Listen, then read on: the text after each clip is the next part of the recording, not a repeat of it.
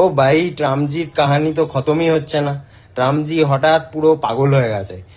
20 তারিখ মানে 20 ফেব্রুয়ারিতে যখন ইউএস সুপ্রিম কোর্ট জানালেন যে ট্রাম্প ট্যারিফটা পুরো ইলিগাল, ওনার মাথা আরো নষ্ট হয়ে গেছে।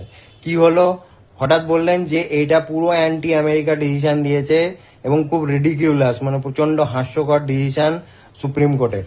তো উনি ওনার পাওয়ার খাটিয়ে আন্ডার সেকশন 122-তে বললেন যে আমি গ্লোবাল ট্যারিফ 10% লাগিয়ে দেবো। তারপরে হঠাৎ দেখা গেল যে তার মনে হলো যে এটা তো 10% তো লাগানোটা ঠিক হয়নি, কারণ ম্যাক্সিমাম আমরা 50% ওখানে লিমিট আছে।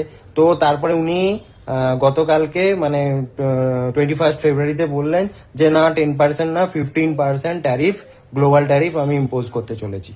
তো কতদিনের জন্য? 150 ডেজের জন্য।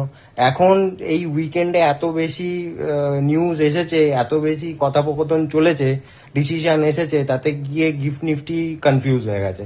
এখন যদিও বা প্লাসে দেখাচ্ছে, আমার তো মনে হয় না মানডেতে মানে আগামীকাল কোন দিকে মার্কেট ছুটবে। যদি ওপরে খোলে তাহলে অবশ্যই সেখানে টেকার জায়গা আমার মনে হয় নয়, কারণ নিচে আসতে বাধ্য। কারণ কি, এর কোনো ক্ল্যারিটি নেই। কারণ আগে যেখানে 18% ছিল সেখানে সেটা প্রথমে 10% হয়েছে, তারপরে আবার 15% হয়েছে, তাহলে সবাই কনফিউজ। আর গোল্ড সিলভার এই ট্রাম্প ট্যারিফের জন্য অত বেশি মুভমেন্ট নয়, যত বেশি মুভমেন্ট করছে এটা হচ্ছে ইউএস আর ইরানের টেনশনের জন্য। তো ওখানে যতক্ষণ না যদি বলে যে আমি বোম ফেলে দেবো, তাহলে গোল্ড সিলভারের দাম বেড়ে যাবে। আর যদি বলে যে না আমি পিস ডিল সাইন করে দেবো, তাহলে গোল্ড সিলভারের দাম পড়ে যাবে। তো এখন দেখা যাক কোন দিকে কালকে ছোটে। আপনাদের কি মনে হয়? আপনারা একটু কমেন্ট করে আমাকে জানাবেন। টাটা।